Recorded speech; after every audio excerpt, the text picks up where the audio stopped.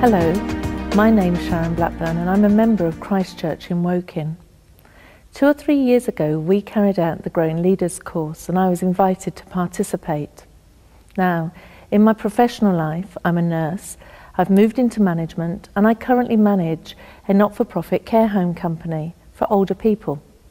I manage a large number of staff and outside of the actual company I participate in a lot of national work with the Department of Health around policy development and practice. So from a leadership perspective, I felt fairly secure in what I knew and what I did and how I practiced. In my church life, I'm a worship leader. So you may be wondering why Christ Church decided to participate in the pilot study and why then?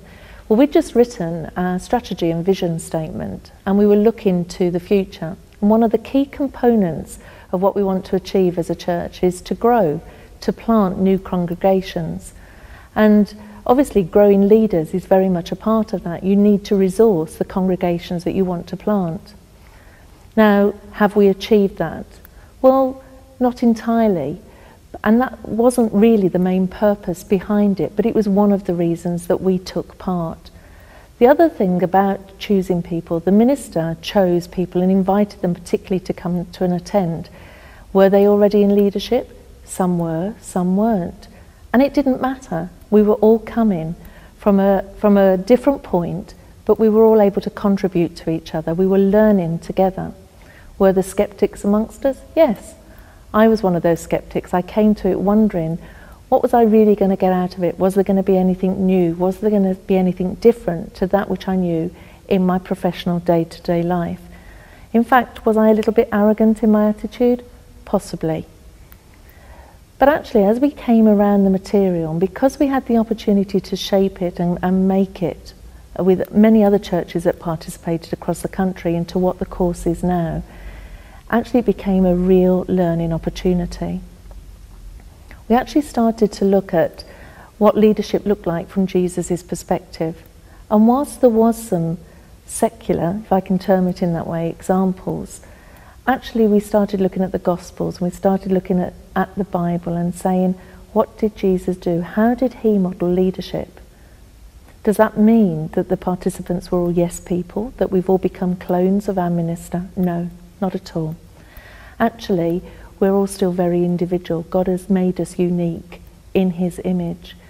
And that was really important to sort of recognize that.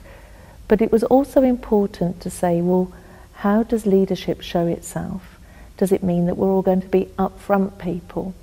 No, it doesn't. Actually, it was about taking the leadership principles and looking at how they applied to our everyday lives. And that was quite challenging. So, what helped us along the way? Well, not only did we meet regularly, we met monthly, so there was an opportunity to do homework in between. But we also had mentors and prayer partners. And on a personal level, I found that invaluable.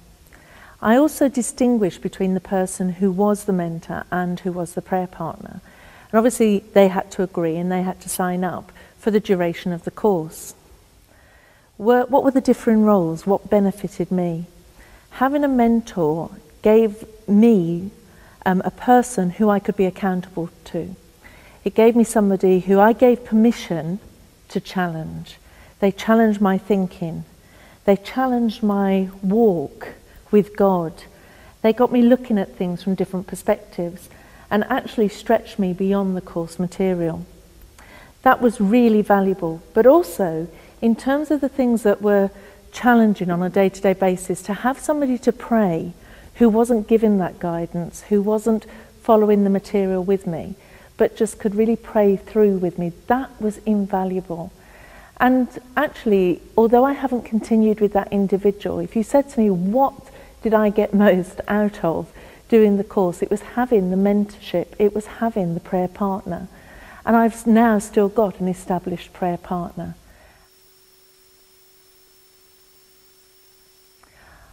I've spoken about those things that have worked well, I think, and highlighted some of the benefits.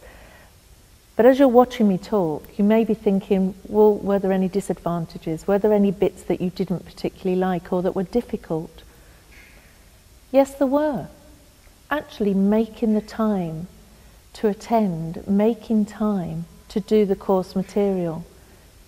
During the course, it encourages you to get alone with God, to go to that quiet place. You actually have to do some quite detailed thinking about yourself, about your relationship, about how you lead, about what God's calling you to. And we all live busy lives. And it challenged me because I live by my diary. My diary somehow seems to dictate what I do. If it's not in my diary, it doesn't necessarily get done. And here I was having to think differently.